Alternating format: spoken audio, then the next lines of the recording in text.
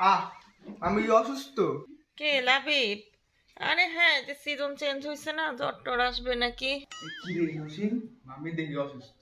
ও আম্মু তো দুপুর থেকে অসুস্থ, আবার জ্বর আসছে মনে হয়। জানি না, আম্মু রান্না করে নাই। চল আজকে পার্টি করে আমি ভালো রান্না করতে পারি। তুই পারোস? খুশি পারি, মজা হবে দেখি। চল আমি যে ওইগুলা নিয়ে চল আমরা চল, রান্না ওইগুলা করি। ডাকবে। চলো দাঁড়া মনে দেখ তো এখানে কি হাঁড়ি পাতিল কই? ফ্রিজ খুলতো। কি রে কই আলু? ভালো লাগতেছে না। মামি আলু তো পাইছি, পেঁয়াজ তো নাই। আরে দেখো না, আছে ওই যে চুলার নিচে দেখো।